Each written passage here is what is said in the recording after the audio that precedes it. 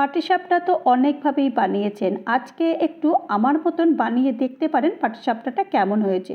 তো চলুন কিভাবে বানিয়েছি সেটা দেখে নিই। প্রথমে একটা বোল নিয়ে এখানে 1 কাপ আমি চালের গুঁড়ো নিয়েছি, হাফ কাপ এখানে ময়দা নিয়েছি, আর এখানে 1-এর 4 কাপ এখানে সুজি নিয়েছি, আর হাফ কাপ এখানে পাউডার মিল্ক নিয়েছি। নিয়ে ভালো করে এটা মেশানোর পর জল দিয়ে একটা ব্যাটার তৈরি করে নিয়েছি। ব্যাটারটা তৈরি হয়ে যাওয়ার পর তারপরে এখানে হাফ কাপ খেজুরের গুড় নিয়েছি। খেজুরের গুড়টাও ভালো করে এটাকে মিশিয়ে দিয়েছি। মিশিয়ে দেওয়ার পরে তারপরে গ্যাসে একটা ফ্রাই প্যান বসিয়ে দিয়ে তারপর 1 হাতা করে দিয়ে এটাকে ভালো করে ছড়িয়ে দিয়েছি। ছড়িয়ে দেওয়ার পর যখন পুরোটা একদম শুকিয়ে গেছে, অর্থাৎ নিচের দিকটা যখন পুরোটাই হয়ে গেছে, তখন সন্দেশের পুর দিয়ে পাটিসাপটা যেমন তৈরি করে ঠিক সেই রকম রোল করে দিয়ে তৈরি করে নিয়েছি দারুণ সুন্দর সন্দেশের পাটিসাপটা।